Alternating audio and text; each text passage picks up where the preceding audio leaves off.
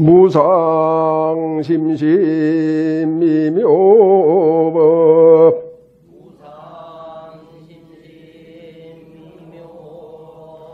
백천만금 난조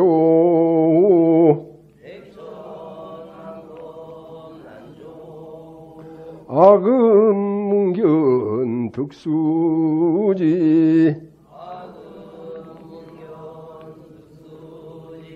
원해열의 진실이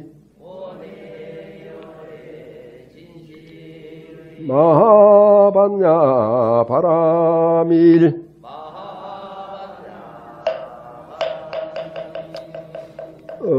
복을 받고 싶으면은 큰 소리로 따라하면 좋습니다. 어린 아이가 선생님 앞에 하듯이 우리들이 모두 부처님 앞에서 어린 아이가 됩니다. 참회 의식문이 있습니다. 코팅한 거를 들어주세요. 다 같이 합니다.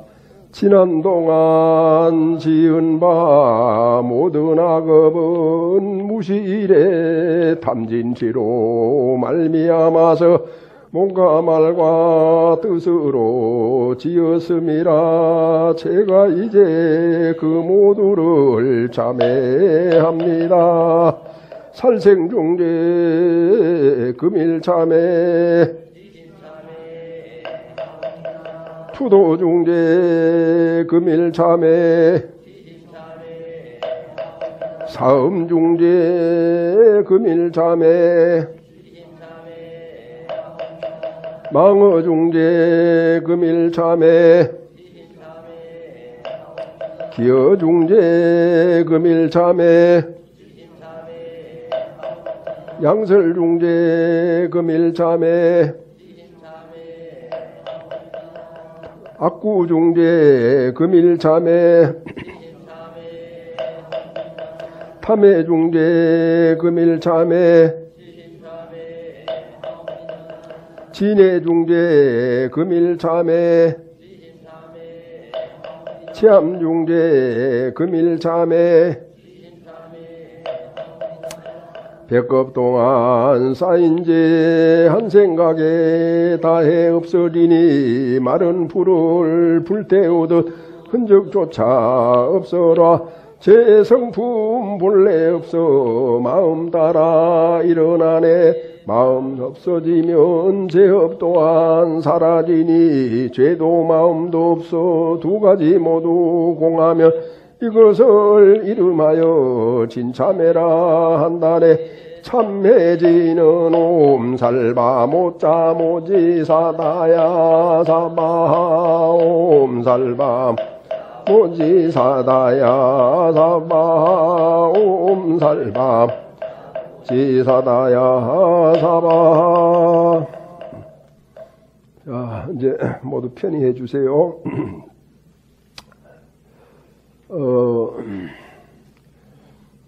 사람이 순수한 생각을 할 때에는 내가 누구인가 이렇게 천연덕스럽게 자기를 다시 물어봅니다. 내가 누구인가? 내가 누구인가? 그렇게 물어봤을 때 나는 은혜 속의 주인이다. 부처님 가르침을 배우기 전에는 이런저런 생각을 했겠지만 부처님 가르침을 만난 이후로는 내가 누구인가? 은혜 속의 주인이다. 은혜 속의 주인일세. 은혜 속에 이제 우리 불자들에게는 은혜가 크게 네 가지로 이렇게 구분해서 설명을 합니다. 모든 것이 은혜가 아닌 것이 없지만 이제 좀 더 구체적으로 얘기할 때는 그 네 가지를 나눠서 한다. 이제 그 첫째가 이제 부모의 은혜입니다. 부모님을 통해 가지고 내가 이제 이 세상에 태어났다 이렇게 이제 시작이 되는 거죠. 그래서 요즘 이제 젊은 친구들이 혼자서 산다, 따로 산다라고 하는 것, 이런 생각을 많이 이제 하고 있지만, 인간의 가장 기본적인 도리는 내가 누군가로부터 태어났고, 누군가로부터 양육을 받았기에, 나도 누군가를 태어나게 해주고, 누군가를 양육해야 한다. 이것이 이제 인간의 가장 기본적인 도리예요. 그 다음에 이제 여러 가지 어떤 인간적인 그런 미덕을 발휘할 수 있지만, 이 일은 가장 원초적인 도리다. 이렇게 이제 생각을 하면 좋습니다. 그래서 저는, 자랑은 아니지만, 일찍 이제 절에 와서 생활하다 보니까 세상살이, 그러니까 가정살이를 잘 몰랐어요. 알아도 그 껍데기만 슬쩍 안 것에 지나지 않고, 또 제가 부모님으로부터 양육을 받고 이렇게 설하에 살 때는 어릴 때였기 때문에 제 생각이 미처 그 부모님의 은혜가 무엇이다라고 하는 것까지 가닿지를 못했습니다. 그래서 결과적으로는 나이가 많이 들 때까지도 자식에 대한 도리, 또 부모에 대한 입장, 또 그 다음에 조상에 대한 이런 뜻을 모른 채 이렇게 살아왔어요. 그런데 이제 깊이 이렇게 좀 더 생각을 하게 된 그런 계기를 통해서 살펴보니까, 우리가 이렇게 부모로부터 태어나서 쭉 살아가지 않습니까? 온갖 것을 다 겪고, 온갖 생각을 다 하고, 또 온갖 짓을 다 하면서 이렇게 살아가요. 그런 온갖 것 속에서도 가능하면은 바르게 살려고. 바르게 사는 것이 무엇인지는 모르지만도 그래도 바르게 살려고 사람들은 몸부림을 치는 겁니다. 그렇게 바르게 살려고 하는 그런 마음가짐을 가지고 있는 사람들에게 부처님의 가르침을 딱 이렇게 일러주면은 바로 부처님의 가르침에 기이할 수가 있습니다. 세상 사람들은 바르게 살지 못한다라고 이렇게 이제 말을 하는 경우도 있지 않습니까? 그런데 사람들이 바르게 살려고 하는 생각이 없어서가 아니라 바르게 어떻게 살아야 바르게 사느냐라고 하는 것을 몰라요. 그냥 잘 먹고 잘 입고 또 기분 좋고 남에게 피해 안 끼치고 나는 내 식대로 살고 남의 간섭받지 않고 산다. 그냥 이런 식으로 사는 것이 양심적으로 현대 지성인으로서 교양인으로서 산다라고 생각하고 말거든요. 그런데 이제 우리 이제 불자들에게도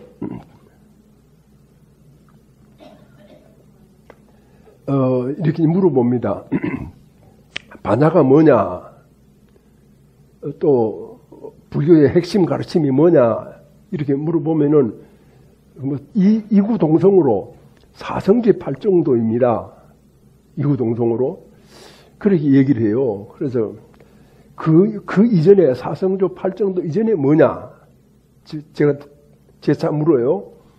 그러면은 사성제 팔정도가 어떤 법문이지 그 전에 뭐가 있습니까? 라고 하는 식으로 의아해하고 오히려 저에게 대묻는 그런 경우가 많아요.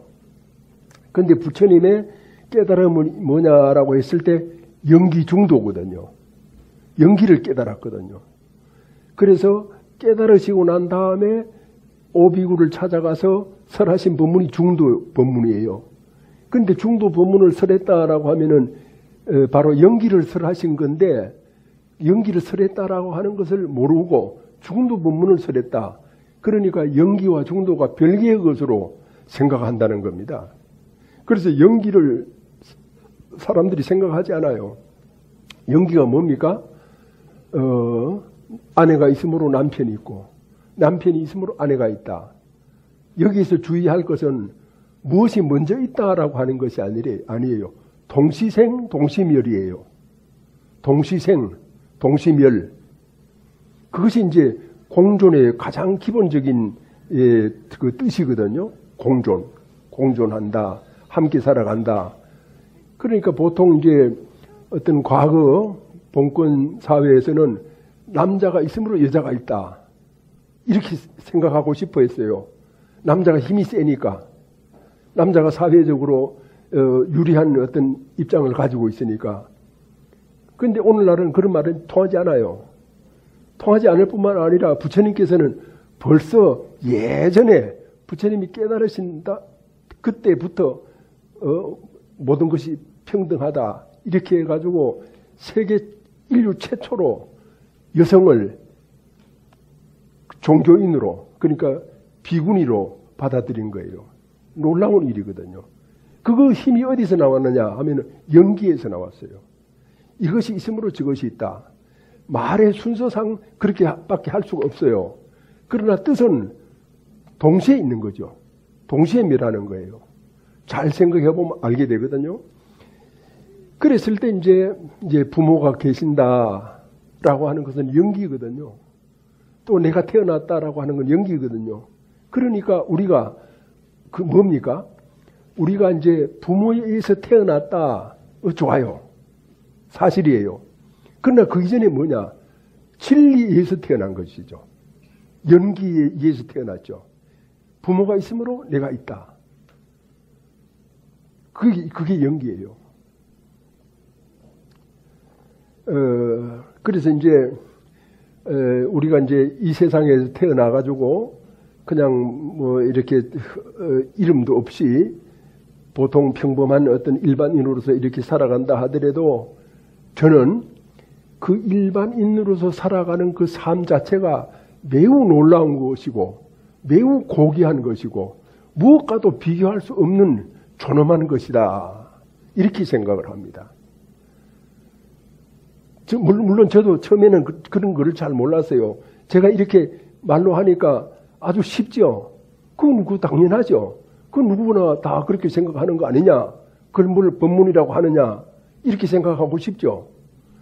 그런데 참 안타깝게도 그거를 잘 모르고 이렇게 살아오다가 어느 날 이렇게 깜짝 놀라고 눈을 떠보니까 그게 그 사실이 진리예요. 그래서 석가열의 공덕으로 아버님 좀 뼈를 빌고 어머님 좀 살을 빌어서 이 세상에 태어났다. 그게 이제 그 회심곡이라고 하는 그 이제 가사에 나오는 그 내용인데 그게 사실이에요. 그 회심곡은 아주 큰 도인이 지은 그런 노래 가사입니다.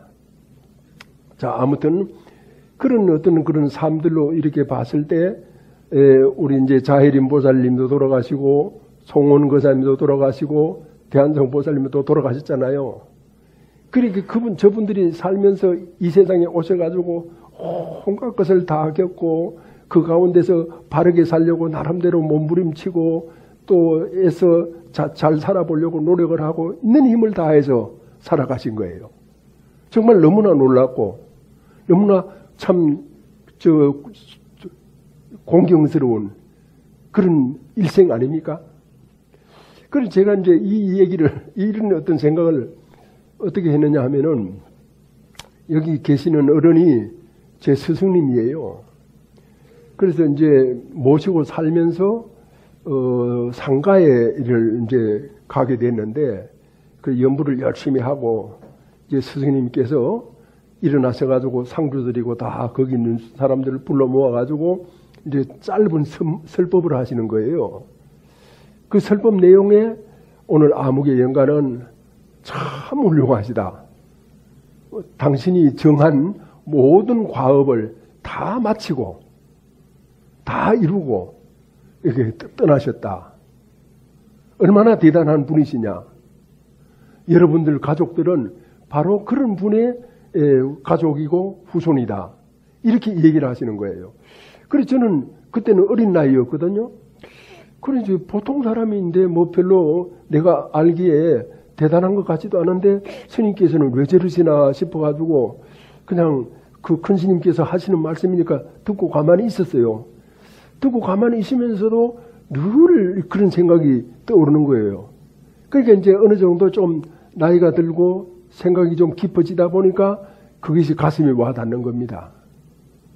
삶 자체가 너무나 존엄한 거고, 삶 자체가 너무나 신성하고, 삶 자체가 너무나 고귀하고, 모든 사람들한테 그러하기 때문에 그 사람들이 살아오면서 설사 약간 실수를 했든 잘못을 저질렀든 하다 하더라도 실수에 멈추지 않고 잘못에 멈추지 않고 향상하는 고귀한 어떤 그런 성품을 가지고 있다라고 하는 것을 이제 알게 되고 느끼게 된 거예요. 그랬을 때 우리들의 이 삶 자체가 얼마나 귀중하냐. 이런 귀중한 삶을 살 수 있도록 우리가 이제 이 터전을 마련하는 것이 바로 남녀가 하는 일들입니다. 인간으로서 가지고 있는 가장 으뜸도리. 나도 누군가로부터 태어났으니까 누군가를 태어나게 한다. 나도 누군가로부터 양육을 받았으니까 누군가를 양육해 줘야 된다. 이것이 제일 으뜸도리, 기본도리, 사람의 어떤 근본이, 사람의 근본. 사람의 근본을 저버리고 자유를 찾는다라고 하는 것은 멸망입니다. 부귀영화를 누린다라고 하는 것은 역시 멸망으로 가는 그 길에 지나지 않습니다. 부모의 은혜가 바로 진리의 은혜와 맞닿아 있다. 연기의 법칙과 맞닿아 있다. 그 다음에 이제 두 번째는 이제 스승의 은혜예요. 스승. 여러분들이 저를 스승으로 생각해도 좋습니다. 부처님을 스승으로 생각해도 좋습니다. 그뿐만이 아닙니다. 우리 이 주변에 있는 모든 사람들이 다 스승입니다. 내보다 나이도 어리고 또 내보다 좀 더 덜 배운 것 같은 사람이라고 하더라도 이렇게 귀 기울여서 얘기를 들어보면은 깜짝 놀래거든요. 어떻게 저런 말을 다 하지? 나도 잘 모르는 얘기를 하네? 그럼 뭡니까? 바로 그 사람이, 나이 어린 사람이, 나보다 덜 배운 사람이, 나보다 뭐 이렇게 험한 일을 하는 사람들이, 그 사람들이 스승이라는 뜻이에요. 그래서 우리가 이제 살아가는 어떤 그런 그 삶 속에서 진실이라고 하는 것은 바로 그런 것입니다. 모두가 다 스승이다. 그래서 귀 기울여 듣고 어린 아기가 얘기하더라도 그래? 하고 있는 힘을 다해서 듣는 거죠. 만약 어린 아기가 뭐라고 하는데 얘 시끄럽다 저리 가라 하고 뭐 이렇게 하면은 내쳐버리면은 그 어린 가슴에 얼마나 큰 상처를 받겠어요. 잘못되는 거죠. 큰일 나는 거죠. 인성이 삐뚤어지면은 굴러다니는 수류탄이에요. 그건 다 인간이 만들어 놓는 겁니다. 그런 것이 이제 스승이다. 그래서 이 세상에 다 알고 보면 내 스승이다. 그래 뭐 공자님은 세 사람만 모이면은 그 중에서 내 스승이다. 뭐 이렇게 얘기를 하셨다지 않습니까? 공자님보다 더 못한 저는 세 사람 아니라 이 세상의 모든 사람 한 사람이어도 다 제 스승이에요. 심지어는 풀 한 포기, 나무 한 그루 함부로 할 수 없는 그런 우리들의 벗이고 제 주변의 환경이다라고 하는 것을 여기서 이제 볼 수가 있습니다. 그 다음에 이제 우리 불자들이 생각해야 되는 것은 공동체예요, 공동체. 그런 예전에는 국가라고 했습니다만은 지금은 공동체거든요. 공동체가 뭡니까? 연기 아닙니까? 사람은 절대로 혼자 못 살아요. 제가 이제 좀 창피스러운 얘기입니다만은 유튜브로 이렇게 이제 볼 때가 있는데 인류 기원에 대해서 이 얘기를 이제 하는 거를 쭉 이렇게 들어보니까 사람이 이렇게 태어날 때 짐승은 그냥 이렇게 바로 이렇게 태어난답니다. 이렇게 보통 어머니 뱃속에 들어 있어서 한번 뒤집어지고 이렇게 태어나는데 그래서 짐승은 어미가 그 새끼를 바로 받을 수 있대요. 이렇게 받을 수 있대요. 그런데 사람은 어머니 뱃속에 들어있을 때 또 어머니 얼굴하고 이 몸하고 같이 들어있을 거 아닙니까? 이게 태어나려고 하면 이게 뒤집어진답니다. 머리가 밑으로 다리가 뒤로 그렇게 뒤집어져가지고 다시 또 한 번 뒤집어진답니다. 이렇게 뭐 이 눈 쪽을 밑으로, 위로가 아니라 밑으로. 그렇게 해가지고 사람은 반드시 자식을 낳을 때는 산파 도와주는 사람이 있어야 된대요. 어머니가 혼자서 그걸 감당을 못한대요. 그래 도와주는 사람이 옆에서 있어서 탯줄을 끊고 아기를 이제 어머니 가슴 속에 이렇게 딱 올려놔야 이제 그 태어나는 것이 되는데, 짐승은 바로 지 혼자서 이제 새끼를 낳을 때는 굴 같은 데 혼자 들어가서 숨어서 새끼를 낳고 다 처리를 한다는 거죠. 그런 어떤 측면에서 봤을 때 모든 동물들 가운데서도, 생명체 가운데서도 인간은 더 영기적이다, 더 진리적이다. 태어날 때부터 남의 도움, 공동체의 어떤 그런 일원으로서의 태어나기 때문에 그런 것을 저버릴 수가 없다. 이렇게 되는 거죠. 그 다음에 이제 세상 사람들이 다 착하게 살고 싶어 하잖아요. 좋게 살고 싶어 하거든요. 근데 무엇이 착한지를 몰라요.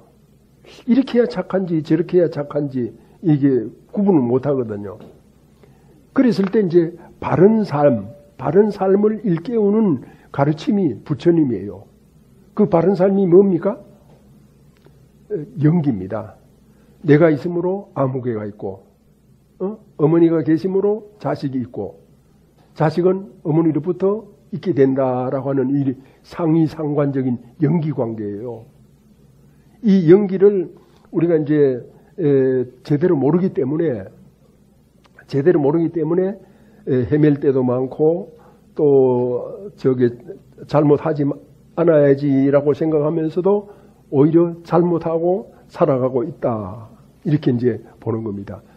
그런 중생들에게 바른 삶을 일깨우는 것이 바로 삼보이시다.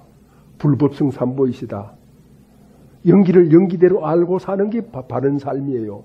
그래, 남 돕는 게 선행을 하는 것이다. 뭐 복 받으려고 하는 것이다. 이렇게 이제 생각을 하지 않습니까? 그런데 그렇게 생각하지 말라는 거예요. 남 돕는 건 너무나 당연하다는 거죠. 남 돕는 거는 공동체니까, 연기니까, 진리니까. 우리가 인간으로 태어나서 그냥 내 스스로 혼자서만 잘 먹고 잘 산다라고 하는 것은 그건 짐승이에요. 연기를 모르는 거예요. 바른 삶이 무엇인지를 모르는 거예요. 대단히 잘못된 사고방식을 가지고 있거든요. 그래서 제가 어떤 부자가 왔길래 돈이 많다면서요. 그러니까 대답을 안 하고 씩 웃어요. 돈도 말입니다. 고향이 있습니다. 그러니까 고향. 그러니까 그 부자 보고 고향이 어디입니까? 고향이 어디입니다. 이러. 돈도 고향이 있다 그랬어요. 그 돈이 고향이 있다는 얘기를 처음 듣는 거야. 돈이 고향이 있어요? 그 무슨 소리예요? 이러면서. 그 돈의 고향은 많은 사람들입니다. 많은 사람들이 바로 돈의 고향입니다. 이렇게 얘기를 했거든요. 그래도 못 알아들어. 그래서 돈이라고 하는 것은 항상 고향으로 돌아가고 싶어 합니다. 그러니까 또 고향으로 돌아가고 싶어 하는데 때만 되면은 주인한테 인사 한마디 없이 고향으로 돌아갈 겁니다. 또 때로는 주인을 해치고 몸과 마음을 해치고 돌아갈 수도 있습니다. 그게 이제 돈이 고향으로 돌아가고 싶어하는 강렬한 그런 어떤 그런 습성입니다. 그런 얘기를 했거든요. 그런데도 그런 걸 잘 몰라요. 그래 또 몰라가지고 제가 그 땅이 많다면서요. 이래서 땅이 많다면서요. 땅이 많다. 땅을 많이 사면은 젊은 사람들 밥그릇을 빼앗는 겁니다. 그래 하니까 그것도 또 모르는 거야. 그래서 대기업들이 땅을 많이 사면은 은행에서 융자를 받아서 땅을 많이 사면은 정부에서 그걸 막는데 왜 막는지 아느냐? 왜 막느냐 하면은 이 우리나라 5천만이 살아가고 있는데 거기 필요한 돈이 있어요. 그 돈을 가지고 공장을 짓고 생산시설을 만들어 가지고 이 젊은 사람들한테 일자리를 줘야 되지 않습니까? 근데 땅을 사놓으면은 일자리를 못 만들잖아요. 그러니까 젊은 사람들 밥그릇을 뺏는 거죠. 그게 이제 사람은 참 착하고 좋은데 뭘 모르니까, 설법을 안 들으니까, 설법을 한 번도 안 들은 거야. 안 들으니까 그냥 자기 혼자 돈 잘 벌어가지고, 요런 거 잘 벌어가지고, 어찌어찌 해가지고 잘 벌어서 잘 살면 된다.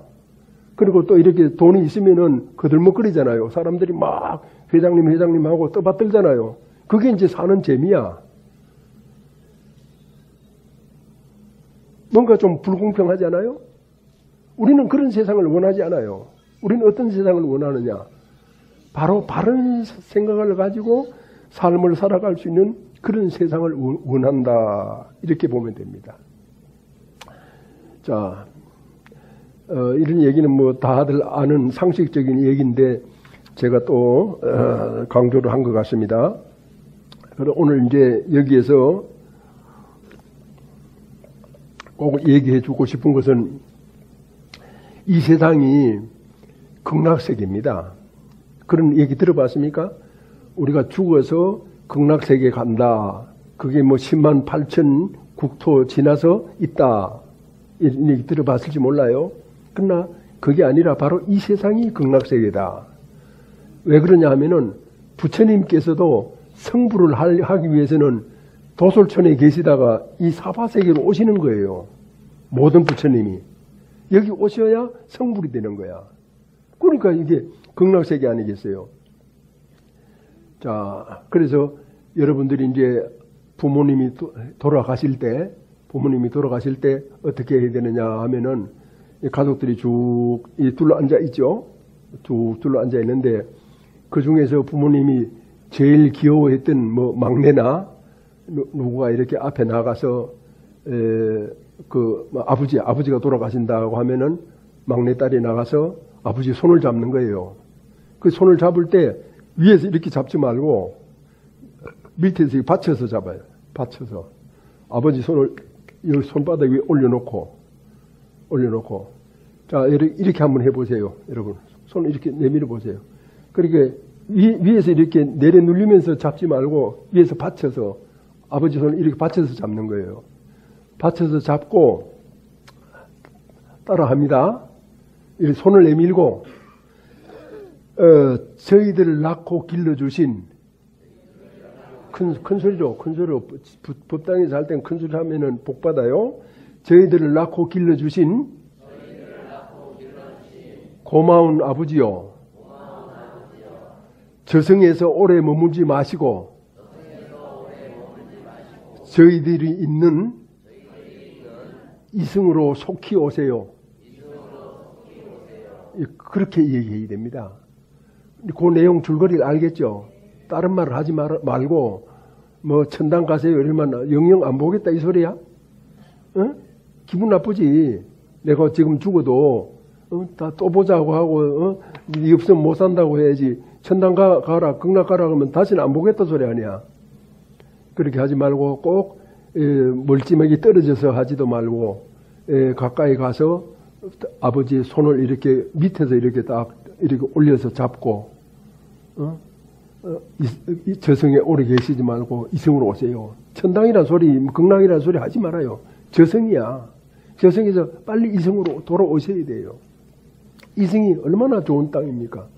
공부하기 좋고 기쁨도 많고 또 이렇게 자기를 살펴보면은 느끼는 점도 많고 깨닫잖아요. 그래서 아무것도 뭘로 가진 것이 없는 사람도 70년, 80년 살고 나면은 많이 깨달아서 지혜 덩어리가 돼요. 지혜 덩어리. 그래서 우리 이제 불교에 연기 중도를 알잖아요. 그거를 반야라고 그래요. 반야. 그러니 그 반야를 써야 되잖아요. 연기 중도를 써야 되잖아요. 쓰는 게 뭡니까? 지혜 아닙니까? 그래서 팔만대장경 모든 경전은 지혜의 창고예요. 이럴 경우에는 이렇게 써라. 저럴 경우에는 저렇게 써라. 해가지고 많은 얘기들이 있잖아요. 사람들이 그 근기가 다 다르니까. 거기에 맞추어서 해놓은 것이 이제 그 경전이다. 해인사 팔만대장경이다. 그러면 경은 뭐냐? 지혜의 창고다. 지혜는 뭐 하려고? 반야를 내 삶에서 쓰는 거예요. 그러니 반야를 쓴다는 말은 다시 말하면은 연기 중도를 쓴다. 연기 중도를 쓴다. 남편이 있음으로써 아내가 있고 아내가 있음으로 남편이 있다. 그게 공존이라 그랬죠? 선후가 없어요. 동시생 동시멸이에요. 그랬을 때 서로 간에 어떻게 합니까? 존중하는 거죠. 서로가 소중한 거죠.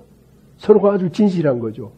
그래서 부부 생활만 잘하면은, 가정 생활만 잘하면은 도인이 돼요. 물론 절에 와서. 그래서 우리 절의 방침은 오래전부터 부부가 같이 오는 절. 항상 부부가 같이 오지 않으면은 안 돼요. 왜 그러냐 하면은 아내만 깨닫고 남편은 못 깨닫잖아요. 그러면 이게 말이 안 통하는 거야. 그래서 같이 듣고 같이 느껴야 돼. 그걸 뭐라고 그래? 공감입니다. 공감대를 형성해야 돼요. 공감대가 형성 안 되면은 설명하기도 어렵고 애시당초 설명이 자체가 되질 않아요. 근데 오늘날 이제 한국에서 지금 이 불교가 지금 어떻게 보면은 뒤떨어진 그런 교세가 됐잖아요. 왜 그러냐면 부부가 절에 안 오니까 부부가 같이 와서 공감하고 그러니까 반성도 같이 하고 기쁨도 같이 하고 또 자식을 어떻게 키워야 되겠다, 인생을 앞으로 어떻게 살아야 되겠다라고 하는 결심도 같이 하고 그래서 같이 했을 때 거기서 꽃이 피고 열매가 맺고 참 이 세상에 어떤 유익한 일이 되는 것이지 혼자 됩니까? 혼자 될 일이 따로 있지. 혼자 될 일은 없어요. 따로 있는 것도 아니고. 그런 이제 입장이 있습니다. 그러면은 여기서 같이 사는 가장 근본적인 어떤 마음 자세가 뭐냐? 부처님께서 이 세상에 계실 때 그때도 이제 인도에는 여러 가르침이 있었어요. 그래서 불교 입장에서 그를 외도라고 했어요. 외도. 뭐 브라민들도 있고 뭐 쭉 있었는데 그때 이제 신통력을 닦는 가르침에서 공부를 한 범지라고 하는 사람이 아주 힘이 대단한 거야. 삼손 같은 건 저리 가라야. 극경에 나오는 게. 그래서 이 사람이 이제 부처님 소문을 듣고 부처님하고 한번 겨루기 위해 가지고 어떻게 했냐면은 한 손에 그 큰 나무를 한 그루씩 뽑았어. 양손에. 그리고 두 그루 나무를, 큰 나무를 양손에 들고 부처님 앞에 딱 가서 딱 이렇게 서 있는 거예요. 그리고 부처님께서 그걸 딱 보시고 뭐라고 하셨겠습니까? 부처님께서 내려놓아라 이러셨어요. 내려놓아라. 그걸 한문으로는 방아착 그러죠? 방아착. 내려놓아라. 그래서 이제 이 범지가 양손에 딱 들고 있다가 부처님께서 내려놓아라. 딱 한마디 하시니까 자기도 모르게 하나 내려놨어요. 그러니까 또 부처님께서 내려놓아라. 그러죠. 그리고 내려놨어요. 양손이 다 내려놨어요. 다 내려놨고 이제 서 있는데 다시 또 세 번째 내려놓아라. 그러시는 거예요. 여러분이 범지라고 생각을 하면은 부처님 앞에서 저 양손에 들고 있던 나무를 다 내려놨는데 그런데도 불구하고 또 내려놓으라고 했을 때 뭐를 내려놓겠습니까? 뭘 내려놓겠어요? 각자 대답할 수가 있어야 돼요. 바로 이제 자기를 알아야 돼요. 자기를 알아야 내려놔요. 뭘 내려놓느냐? 나쁜 일은 사람이 살아가다 보면은 잘못한 일이 있을 수 있잖아요. 잘못한 일은 참회해서 내려놓고 또 좋은 일은 이미 과거사가 돼버렸잖아요. 지나가 버렸잖아요. 지나가 버렸으니까 내려놓고 또 좋지도 나쁘지도 않은 일은 어떻게 돼요? 무덤덤한 일은 내가 보살행을 생각함으로써 내려놓는 거죠. 거기서 떠나는 거죠. 그러니까 내려놓는다라고 하는 것은 내 마음이 깨끗해졌다는 겁니다. 깨끗한 건 동시에 뭐를 말해요? 훤하고 밝은 걸 말해요. 깨끗한 거는 깨끗하다. 저 사람 참 깨끗한 사람이다 라고 하면은 밝은 사람을 뜻하거든요. 훤하고 밝다. 그래서 이 삶을 살아가는데 훤하고 밝게 살아가라. 그런 뜻이거든요. 그런데 범지 같은 사람들은 밝지를 못해. 그러니까 깨끗하지를 못해. 뭘 과시하고 싶잖아요. 그러니까 괜히 잘 자라고 있는 나무 뿌리를 뽑아가지고 양손에 들고 와가지고 부처님 앞에서 그리고 허장성세를 떠는 거 아닙니까? 잘난 체를 하고 뭐를 자기를 내세우고 또 그걸 뭐 제대로 잘못한 거는 자기가 자기를 괴롭혀요. 그 우울증 같은 거 뭡니까? 자기가 자기를 괴롭히는 거야. 자꾸 그냥 나는 못나니, 나는 뭐 하는 나쁜 사람, 뭐 한 사람. 진짜로 이렇게 나쁜 일을 했다 하더라도 참회를 하고 그렇게 하면은 마음이 깨끗해져야 되는데 자꾸 또 그 나쁜 일을 또 생각하는 거야. 그러니까 참회를 해도 끝이 없어. 그래서 참회를 했다라고 하면 그걸 딱 내려놓을 수 있는 그런 마음의 능력을 가져야 되거든요. 그게 이제 마음을 알아야 가능한 거예요. 자기를 알아야. 자기를 모르면 안 돼요. 그래서 우리가 이제 살아가면서 늘 이렇게 일이 잘 안 될 때나 뭐 또 어떤 큰 일을 할 때 가만히 앉아서 자기를 가만히 살펴봐요. 깊이 잘 살펴보면은 거기 답이 나와요. 근데 그걸 조금 이렇게 하다가 몇 번 앉아 있다가 무슨 생각을 하느냐 하면, 아니, 잘 될 거야. 스님이 저기 좋은 생각을 많이 하면 잘 된다고 했어. 이렇게 하고는 거기에 텅벙 뛰어드는 거야. 그러면 안 되죠. 잘 될 거야 라고 하는 것은 누구나 다 가지고 있는 희망사항이에요. 그건 장애물이에요. 그래서 잘 될 거다라고 하는 자기 자신을 깊이 생각해 나가는 그 일에 대해서 추구해 나가는 데서 딱 답이 나올 때까지 깊이 들어가야 돼요. 깊이. 그래가지고 신라시대 김유신 장군이 100번을 싸우면은 한 번도 진 적이 없다. 그래서 삼국 통일을 한 원동력이 된 겁니다. 그분이. 근데 그분이 어릴 때부터 불자야. 그래서 이제 전쟁터에 나가가지고 전쟁터에서 뭔가 이렇게 문제가 풀리질 않아요. 풀리질 않으면은 부하들에게 이 부군의 절이 어디 있느냐 물어가지고 절에 들어가서 대웅진에 딱 들어가서 문을 딱 잠가버리고 안에서 부처님한테 앞에 앉아가지고 답이 나올 때까지 부처님 앞에 앉아서 깊이 생각을 하는 거죠. 부처님하고 대화를 하는 거죠. 부처님한테 묻는 거죠. 그래서 부처님한테 답을 얻었을 때 문을 쫙 열고 밖으로 나오면은 그때 밖에서 대기하고 있던 군사들이 봤을 때 김유신 장군의 얼굴이 환하게 빛이 난다는 거야. 그래서 어느 부대는 어디로 가고 어떻게 해라 라고 작전 계획을 딱 설명을 하면은 틀림없이 이긴다.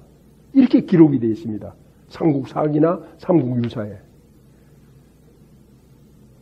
그래서 적당히 잘 될 거야 라고 했으면은 삼국 통일을 이루지를 못했을 겁니다. 삼국 통일 얘기가 나왔으니까 한마디만 더 붙인다면은 보통 사람들은 이렇게 말합니다. 고구려가 삼국 통일을 했으면은 얼마나 좋았겠습니까? 이런 식이야. 고구려가 크니까. 근데 중요한 거는 고구려에는 삼국 통일을 해야 되겠다는 마음이 없었어요. 백제도 그래요. 신라만이 삼국 통일을 해야 되겠다라고 하는 원을 가지고 있었어요. 화랑들이. 고승들이 지도를 받고. 그래서 경상북도만한 조그만한 신라가 북쪽에는 강대한 고구려가 있었어요. 서쪽에는 용맹무쌍한 백제가 있었어요. 그리고 남쪽으로는 가야 여러 나라가 있었어요. 동쪽으로는 뭐가 있어? 왜구가 있었잖아요. 사면초가인 조그만 신라가 삼국 통일을 한 거예요. 그거는 그때 그 사람들에게 그런 통일을 하려고 하는 마음이 있었기 때문에 통일이 된 거지, 통일을 하려고 하는 마음이 없었으면 안 돼요. 왜 그러냐? 서기 427년 장수왕 이 서울 위례성리까지 쳐내려오잖아요. 그래서 거기에 수도를 갖고 있던 백제의 계로왕을 잡아서 죽여버립니다. 고국 원왕의 원수를 갚아버리죠. 그러고는 저렇게 돌아가 버려요. 삼국 통일을 하지 않아요. 고구려가 가지고 있었던 힘으로 통일을 하려고 하면 벌써 하고도 남았겠지. 그런데 이제 신라는 그때 당시에 고승들이 많이 활약을 하면서 신라 사람들이 사고 나면 삼국에서 계속 싸움만 하는 거야. 그 죽어나는 건 누가 죽어나요? 백성들 아닙니까? 이 백성들을 싸움에서 구제해야 되겠다라고 하는 것이 신라 지도층, 그러니까 신라 불자들이 생각했던 관심사였어요. 그래가지고 결과적으로는 삼국 통일이 신라에 의해서 거의 완성이 됐다. 이렇게 이제 생각을 해야 됩니다. 마음에 없는데 되는 법은 없어요. 근데 지금 이제 후손들이 생각하기에, 욕심을 가지고 생각하기에, 고려가 삼국 통일했으면 우리가 얼마나 커졌을까? 불가능한 일입니다. 왜? 마음에 있는 것이 이루어지지, 마음에 없는 것이 어떻게 이루어집니까? 그런 허황된 얘기, 잘못된 얘기를 가지고 평생 살아가는 사람들도 많아요. 그래서 우리가 이제 참나가 누구냐, 잘못한 일은 참회해서 내려놔라. 또 잘한 일은 시간이 지났기 때문에 지나가는 걸 과거 일 가지고 매달리지 말아라. 그러니까 잘했든 잘못했든 그 일에서 자유로워졌잖아요. 깨끗해졌잖아요. 그 깨끗해진 곳에서 새로운 힘이 나오는 거야. 새로운 지혜가 나오는 거죠. 그래서 그 새 힘으로서 하루하루를 살아가는 거예요. 어제 살았으니까 어제 쓰던 남은 찌꺼기 마음으로 오늘을 사는 게 아니라 완전히 새로운 마음으로. 그래서 사람이 새로워질 수 있다라고 하는 것은 언제나 밝고 청정할 수 있다라고 하는 것은 그 사람의 능력이에요. 도력이죠. 우리 부처님께서 굉장하시잖아요. 위대한 능력이 있는 분이에요. 저는 제일 감탄스러운 것이 부처님의 능력 중에서 부처님께서는 도를 깨달으시고 한 2년 정도가 지난 다음에 고향으로 돌아가세요. 고향으로 돌아가셔가지고 그 가족들, 그러니까 심지어 아내, 부처님 출가하시기 전에 결혼을 하셨거든요. 그 아내, 아들, 주변의 모든 사람들 다 제도를 하세요. 여기 보면은 가족들 혼자 온 사람들 많아요. 남편하고 같이 안 와요. 또 아내만 온 사람도 있고 남편도 온 사람도 있고 가족들, 아들, 딸들 안 데려온 사람도 있고 무책임해요. 부처님은 그렇게 하시지 않았어요.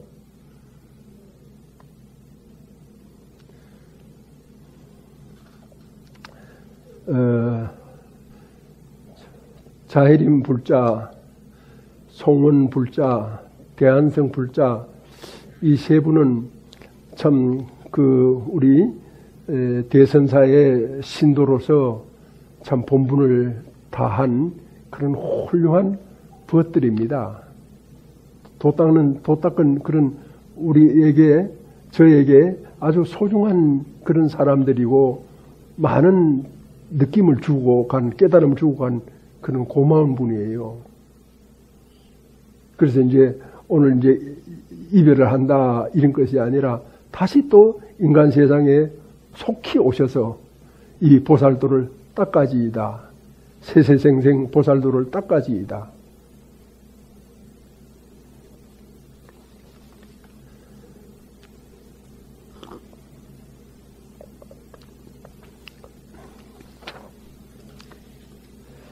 그래서 우리가 성인을 따로 찾지 말고 바로 내 아버지, 내 어머니, 범부가 성인이다. 그 삶 자체가 고귀한 삶이다. 이렇게 해가지고 자기의 진실을 찾고 자기가 어떤 그런 살아가는 삶의 어떤 기쁨과 이런 그 책임을 같이 느낄 수 있는 그런 삶. 그게 무슨 삶이라고? 큰 소리로 따라합니다. 은혜 속의 주인일세. 그렇죠. 이 은혜가 많이 우리 주변이 은혜로 꽉 차 있죠. 꽉 차 있습니다. 부모로부터 내가 태어났죠. 이 주변에 사람들이 있죠. 먹을 것도 있죠. 내가 이제 절에 살면서 농사 안 짓잖아요. 농사 안 지어도 밥 실컷 먹고 살죠. 이 누구의 은혜입니까? 농부의 은혜 아닙니까? 또 내가 밤새워 배를 짜지 않아도 내가 좋은 비단 옷 입고 있잖아요. 이 누구의 은혜입니까? 신발도 좋은 곳이 있고 또 추우면은 방도 따뜻하게 하고 이 다 이 세상의 은혜 아닙니까? 그러니까 우리는 은혜 속에 살아가고 있는 거예요. 조금만 내 역할을 내가 할 수 있는 역할만 조금만 하면은 다 은혜 속에서 살아가는데 그 은혜 속에 뭐라고? 주인이죠. 주인이라는 말이 뭐예요? 은혜를 갚는다는 말이지. 종은 은혜를 갚지 않아요. 가만 그만이에요. 주인이기 때문에 책임이 있어요. 은혜를 갚아야 될 책임. 그래서 이제 좋은 일이 있으면은 같이 가서 밥도 먹고 생명의식도 같이 하고 또 영화도 한 편 보고 이 좋은 세상에 그렇게 해서 인간애를 키우고 절대로 남을 미워하면 안 돼요. 남을 미워하면 큰일 나요. 일이 안 되고 자기 몸에 냄새가 나요. 사람을 미워하면 안 돼요. 그래서 이 선한 생각을 하고 마음이 불편하더라도 염불을 해서 극복하고 설법 들어서 사람이 달라지고 바뀌어 간다. 이렇게 이제 우리가 삶을 살아가야 됩니다. 그래서 대한성 보살님, 자혜림 보살님, 송원 거사님, 빨리 이 땅으로 다시 오셔서 불광을 다시 만들고 반야바람이 이렇게 깃대를 높이 들어가지고 이 세상이 극락세계라고 하는 것을 알려야 되지 않겠습니까? 합장해 주세요. 울려서 법계를 진동하여 초리산이 밝아지고 잠잠해서 급전 봄 소식이 급후에 찬란해라. 일찍이 형상으로 모령상을 떨쳤으니 도솔산이 당당하여 그의 소리 영원하리. 다같이 내 생명 부처님 무량 공덕 생명 용맹 정진하여 바람일다 국토 성취한다. 나무만 바람일 나무 석가 모니불 나무 석가 모니불 나무 샤본사 석가 모니불. 모두 자리에서 일어나